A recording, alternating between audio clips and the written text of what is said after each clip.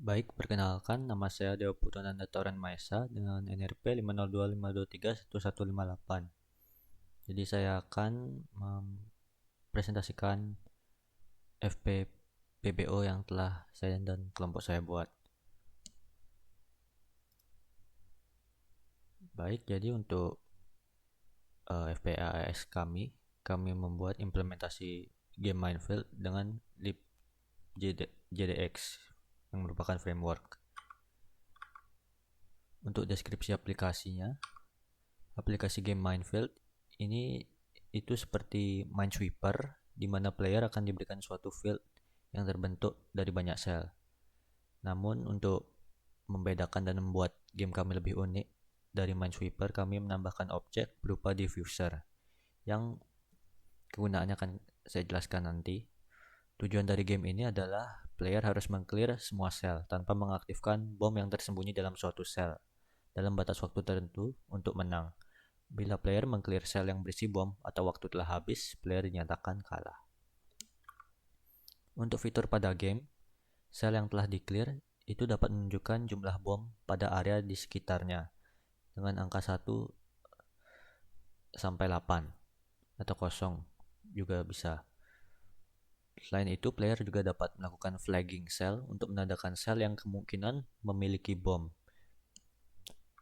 Nah, untuk yang diffuser tadi, terdapat sel yang berisi diffuser. Jika di-clear, maka diffuser dapat meng-clear sel dan menonaktifkan bom di sekitarnya pada radius sel sebesar 2. Jadi kurang lebih pada area 5x5. Saat player meng-clear suatu sel, sel lain di sekitarnya yang tanpa bom dapat di-clear langsung. Yang ini merupakan behavior normal dari Minesweeper. Untuk alur aplikasinya, pertama saat game dimulai, player dapat memilih sel. Jika sel berisi bom, maka game over.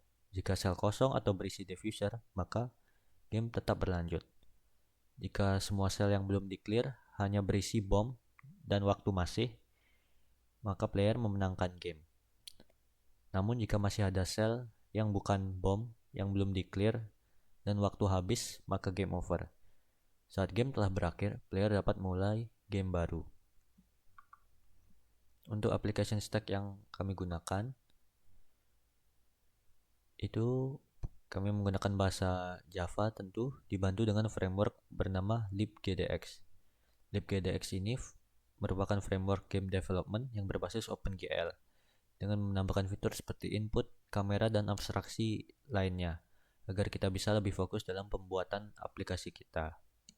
libGDX ini juga membantu kita untuk mengkompilasi project yang kita inginkan, yang kita buat menjadi bentuk .exe yang nanti akan berguna kalau kita ingin mendistribusikan aplikasi. Untuk proses pembuatan aplikasinya, awalnya dalam proses pembuatan aplikasi itu dimulai dari membuat struktur project. Untuk membuat ini kami dibantu dengan GDX Live Off untuk membuat base structure seperti directory untuk source code, directory untuk assets, dan juga directory untuk distributions. Selain itu juga kita membutuhkan automasi agar dapat lebih mudah dalam menjalankan atau membuat aplikasi. Untungnya GDX Live Off ini juga sudah mengenerate script Gradle yang juga menyelesaikan masalah ini. Untuk alur implementasi dari Minefield, yang pertama itu membuat kelas main yang bertanggung jawab sebagai initializer dari semua kebutuhan grafik dan aset serta merelay callback render dari libGDX.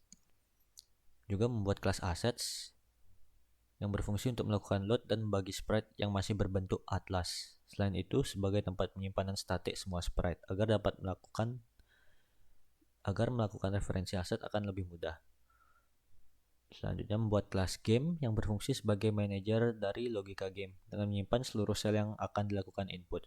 Selain itu juga bertanggung jawab untuk mengatur jalannya update dan state dari game. Selanjutnya membuat kelas game object dan sel yang berfungsi sebagai base class untuk objek permainan. Dan juga membuat kelas diffuser dan mine sebagai objek permainan sesuai dengan rencana alur aplikasi sebelumnya. Baik, untuk overview kodenya singkat saja. Di sini ada kelas cell yang akan mengatur behavior dan juga atribut dari sel-sel pada permainan. Dan di sini juga ada kelas untuk diffuser dan mine yang merupakan extend dari sel. Lalu di sini ada kelas asset yang mengurus aset-aset sprite yang digunakan pada game. Lalu di sini ada game.java yang mengurus logic pada game. Dan di sini ada kelas game object yang merupakan basis untuk entitas pada game. Di sini juga ada kelas vector toIn yang untuk mengatur vektor 2 dimensi, apalagi ini Minesweeper juga dia grid base, jadi perlu ini. Dan yang terakhir ini adalah kelas mainnya untuk demo ya. Ini bisa diklik, jadi di sini artinya ada satu bom kemungkinan di area sini. Ini saya dapat mengklik secara random.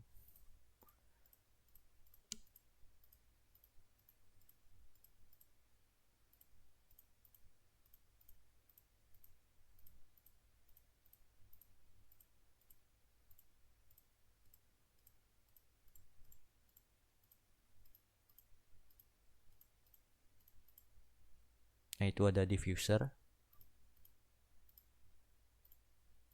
Jika saya mengklik bom, kemungkinan yang ini, maka akan kalah. Saya dapat memencet spasi saja jika ingin menunjukkan state menang. Nah, seperti ini. Baik, sekian dari saya. Terima kasih.